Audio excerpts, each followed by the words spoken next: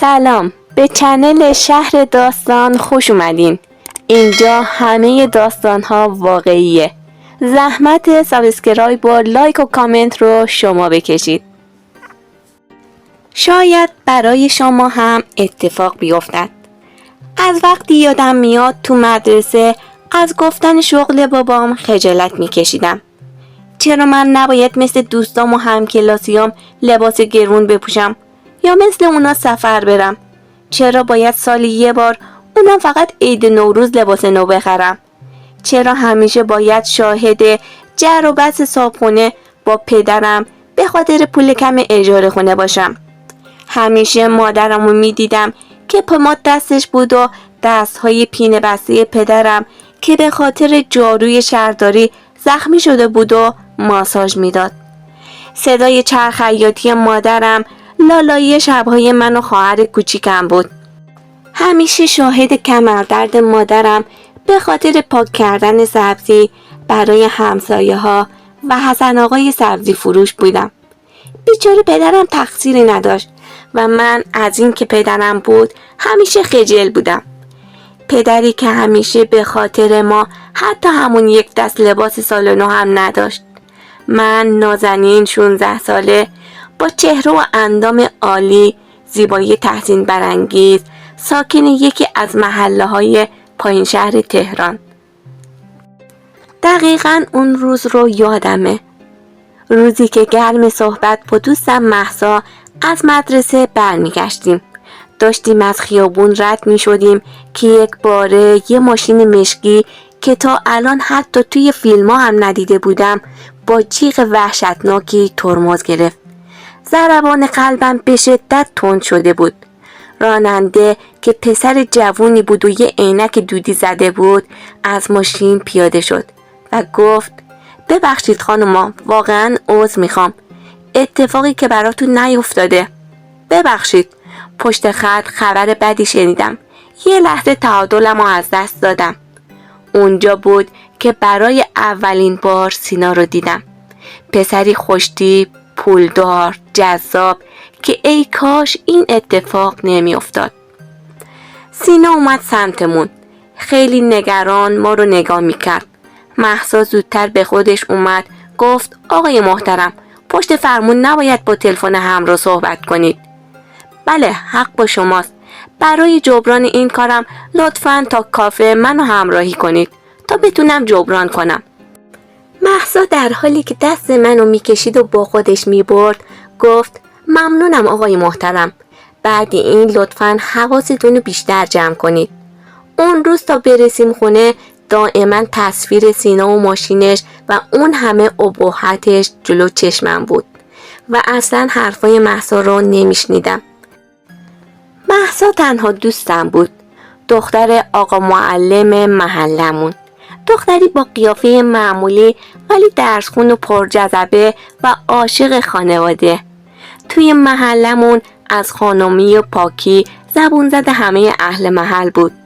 وقتی رسیدیم خونه باز صابخونه رو دم در دیدم و بی توجه به بحث‌های همیشگیش با مادرم و اصرارهای مادرم پا تند کردم سمت حیاط. از این خونه و این محله و آدمای معمولی این محله خسته شده بودم. دوست داشتم آدمایی مثل سینا رو میدیدم. آدمایی با شخصیت و اتو شده که بوی عطرشون آدمو مدهوش میکرد. کسایی که پول ماشینشون به تنهایی برای خرید این محله کافی بود. راستی این پسره با همچین تیپ و همچین ماشینی توی این محله چی کار میکرد؟ تا فردا صبح 1000 بار خودمو کنار سینا تصور کردم. اون شب خیلی بد اخلاق شده بودم. با صدای پدرم که صدا میزد نازنین بابا جان بیا شام بخور. از توی رویای شیرینم بیرون اومدم. ولی برای شام نرفتم و به بخت سیاهمون لعنت فرستادم. فردا بعد تعطیلی مدرسه مهسا کلاس فوق داشت و توی مدرسه موند. من تنهایی داشتم میرفتم خونه که احساس کردم یه ماشین دنبالمه. پا تند کردم سمت خونه و به پشت سرم نگاه نکردم. ببخشید خانم. با صدایی که از پشت سرم اومد وایسادم. برگشتم و باهاش چشم تو چشم شدم. مرد رویاهام بود. سینا اومد جلو و خودشو معرفی کرد و از من دعوت کرد باهاش برم کافه. من که اون لحظه روی ابرا بودم درخواستشو قبول کردم. هیچ وقت فکرشو نمی کردم انقدر زود جذب کسی بشم. البته پولدار بودنش تأثیر زیادی روی منی که از بچگی سوار تنها ماشینی که شده بودم ماشین پیکان عموم بود داشت. خلاصه این که روابط ما از اون روز شکل گرفت. به تدریج وابستگی من به سینا زیاد شد. عاشق این بودم که دستامو بگیره. سینا هم خوب بلد بود چیکار کنه که منو عاشق خودش کنه. اینقدر عاشقانه حرف میزد و از آینده رویایی برام میگفت که قلبم به هیجان میومد. وقتی کنارش بودم احساس غرور میکردم. احساسی که هیچ وقت کنار پدرم نداشتم. سینا میگفت مدیر عامل یه شرکت تبلیغاتیه. اون روزی که گفته بود خبر بد شنیده جواب آزمایش مادرش رو بهش گفتن که مادرش نوعی سرطان خون داره. هرچند که پول سینا عقل و هوشم رو برده بود ولی روابط ما فقط به دربند یا کافه رفتن و دست گرفتن ختم می شد. تا اینکه یه روز سینا گفت درباره من با مادرش صحبت کرده و مادرش خیلی دوست داره منو ببینه.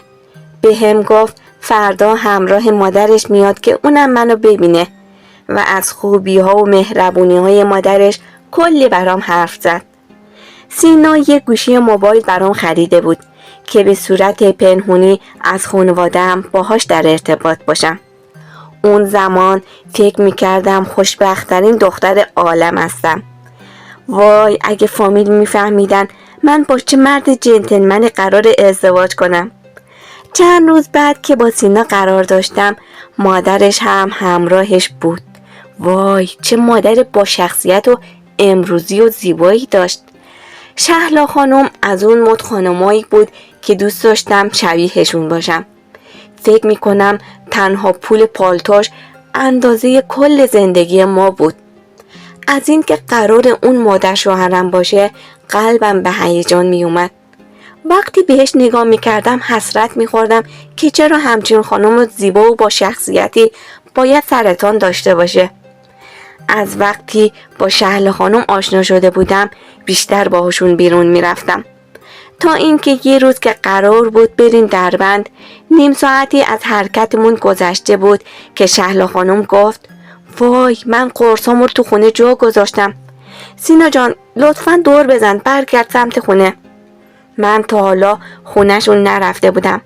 یعنی با سینا توافق کرده بودیم تا زمانی که نیاد خواستگاریم من باهاش جاهای خصوصی نرم. ولی چون شهلا خانم با همون بود زیاد مهم نبود. یه ساعتی توی راه بودیم تا رسیدیم خونه‌شون. خونه‌شون یکی از محله‌های بالا شهر بود که از بیرون فقط درخت‌های بلند مشخص بودن. در حال تماشای محله بودم که شهلا خانم گفت نازنین جون بیا داخل خونه. آخه نیم ساعت بعد خوردن قرصم گیج میشم. باید کمی استراحت کنم. با اینکه دلم زیاد راضی نبود ولی پیاده شدم. درسته اون موقع دختر پول پرست و جاه طلبی بودم ولی در رابطه با افراد غریبه محتاط بودم. اجباراً با سینا راه افتادیم سمت عمارت بزرگی که داخل حیاط 1000 متریشون بود. داخل عمارت سالن بزرگی بود.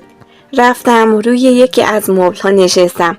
شهلا خانم و سینا رفتن بالا که شهلا خانم قرصشو بخوره. چند دقیقه اونجا نشسته بودم که ناگهان در عمارت باز شد و 3 مرد ناشناس وارد شدن. خیلی ترسیده بودم. داد زدم سینا شهلا خانم زود بیاین پایین دزد اومده. قصد بالا رفتن از پله رو داشتم که 2 تا از اون مردا که جثه بزرگی داشتن به سمتم حمله ور شدن. منو مثل یه شیء بی ارزش انداختن به یک کنار. نفر سوم که حدوداً 55 سالش بود مردی کوتاه قد و چاق بود. اومد طرف من و نگاه چندشی بهم کرد. لبخندی از سر رضایت زد. وقتی به سینا فکر کردم دلم یکم گرم شد. دوباره سینا رو صدا زدم. همین که سینا رو روی پلا دیدم به طرفش دویدم. یکی از اون مردها که انگار بادیگارد بود جلوی منو گرفت. سینا اومد پایین ولی به جای اینکه طرف من بیاد یا آثاری از خشم و ناراحتی تو چهرش باشه سمت آقای چاقه رفت و کنارش وایستاد. بفرما رئیس، اینم از کیس مورد نظر. مرد چاق گفت میدونستم از پسش برمیای جلال. هنوز مغزم تحلیل نکرده بود که چه اتفاقی افتاده. پشت سرم حرف میزدم. سینا این آدما منو ترسوندن. اینا کی هستن؟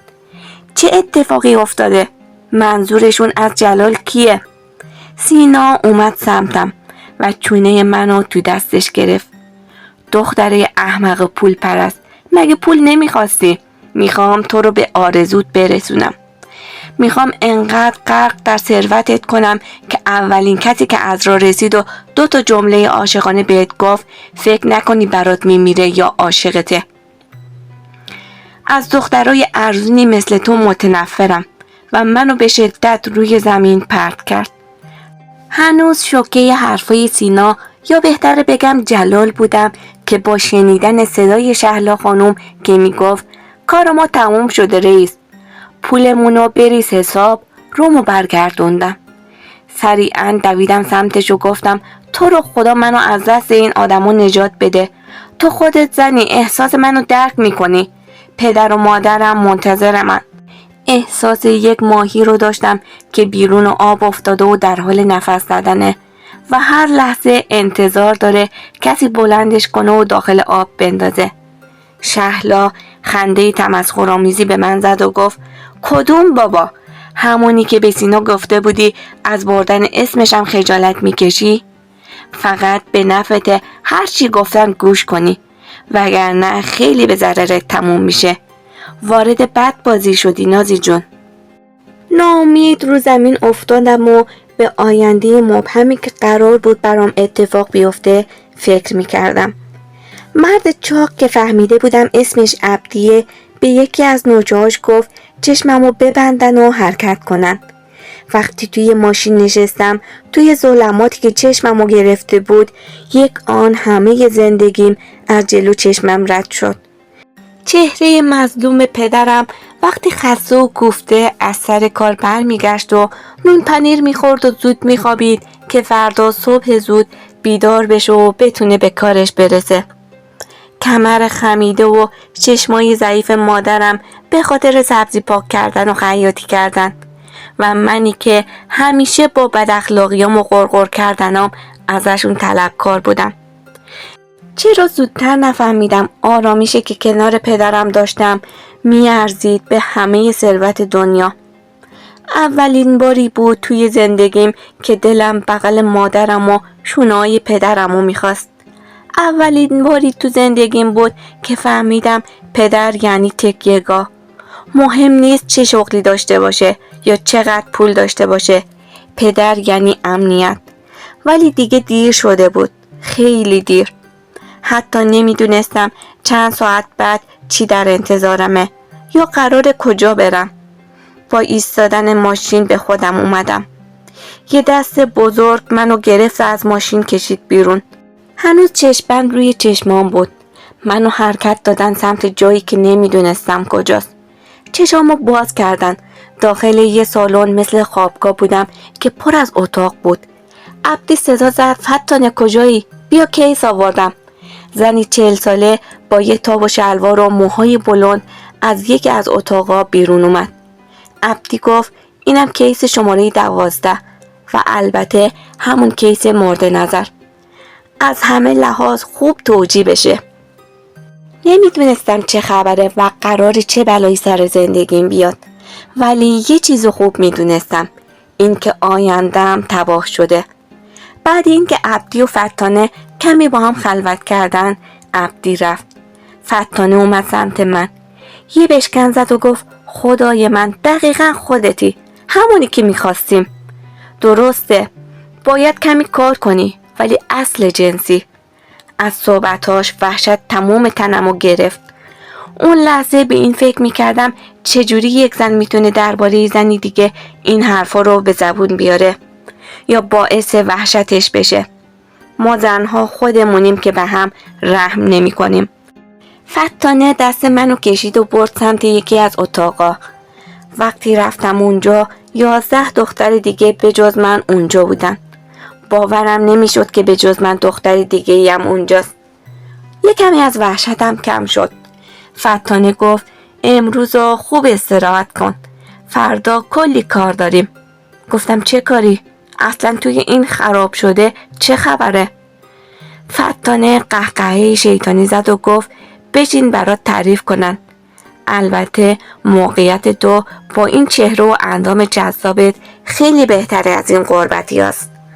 فقط تا فردا صدات در نیاد که خودم خفت میکنم. بدون جواب دادن به من از اتاق رفت بیرون. دیگه توانی تو پاهام نمونده بود. افتادم روی زمین. یکی از دخترها که به نسبت بقیه ناراحت و غمگین بود اومد طرفم. یه لیوان آب گرفت سمتم. بهش گفتم اینجا چه خبره؟ گفت یعنی تا الان متوجه نشدی برای چی آوردنت اینجا؟ اینجا یکی از خونه‌های قاچاق انسانه. فردا شب پارتی دارن. قرار شیخای عرب بیان. به ازای فروش ما به اونا کلی پول به دست میارن. فردا شب باید عروسک بشی. باید تاب تحمل نگاه‌های هیز و چندش 10 مرد داشته باشی. فردا شب آیندت تباه میشه. اینو که گفت بلند شد و رفت روی تختش و به نقطه نامعلومی خیره شد. یعنی هر کدوم از این دخترها سرنوشتی مشابه من داشتن. تازه عمق فاجعه رو درک میکردم. درسته من آدم پول پرست و امروزی بودم، ولی برای خودم حریم داشتم. تن فروش نبودم. اولین باری بود توی زندگیم که اسم خدا رو صدا زدم.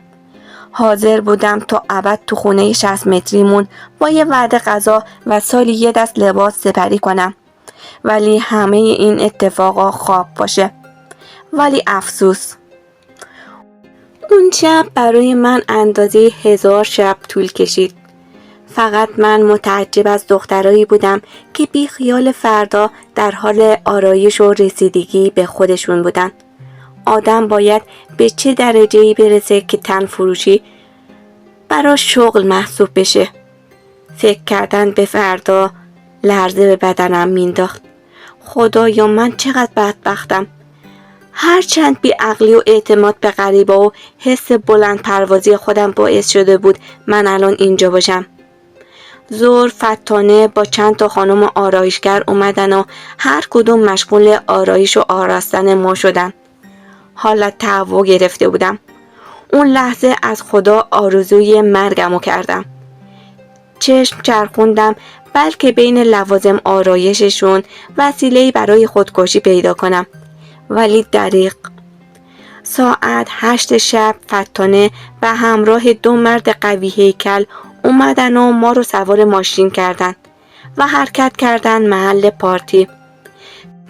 چقدر اطراف ما توی شهر ما این اتفاقا میفته، ولی ما بیخبر بودیم، چون همیشه مأمن امنی به نام خونه و دستای حمایتگر پدر بالای سرمون بوده. وقتی رسیدیم ما رو پیاده کردن. همین که رفتیم داخل انواع بوها می اومد. بوی سیگار و عطر و همه چیز. همه سن افراد بودن. از دختر 14 ساله تا پیرمرد 70 ساله. حالم داشت به هم میخورد. وقتی میدیدم منو به عنوان یک ابزار میبینن، از تمام جسم و صورت قشنگم حالم به هم میخورد. نگاه خریدار و لبخند چندش مرد سیاه پوست 50 ساله به هم فهمون که دیگه برای پشیمونی خیلی دیره. دلم نمیخواد اون شب رو توصیف کنم یا دوباره به یاد خودم بیارم. فقط همینقدر که من نجابتم از دست دادم. اونم به بدترین شکل ممکن. اونقدر همه از خود بی خود بودن که کسی متوجه نشد من چاقو برداشتم و رگ دستم رو بریدم. فقط توی اون بیحالی و شلوغی متوجه شدم که 2 نفر منو سوار ماشینی کردن و یک جای پرت رها کردن. نمیدونم قدرت یا معجزه خدا بود که به وسیله چند نفر به بیمارستان برده شده بودم. بگذریم از کمر شکسته پدرم بعد دیدن وضع و حال من. بگذریم از شوکی که به قلب مادرم وارد شد. بگذریم از آبرویی که برده شد. آسیبی که به ذهن و روان خودم وارد شده و کابوس هر شبمه. الان در سن 26 سالگی دست و بدنم به شدت میلرزه. هر شب با دیدن صحنه‌های اون شب از خواب میپرم. آیندم تباه شد. بدم تباه شد. دیگه نتونستم ادامه تحصیل بدم. همینطور مجبور شدیم از اون محله بلند شیم. دختر خانوما لطفاً گول ظاهر هیچ مردی رو نخورین. خیلی از پسرها فقط دنبال جسم شما هستن. هر پسری که شما رو بخواد از طریق خانواده وارد میشه و حاضر نیست جسمی و روحی بهتون آسیب بزنه. احساسی رفتار نکنید.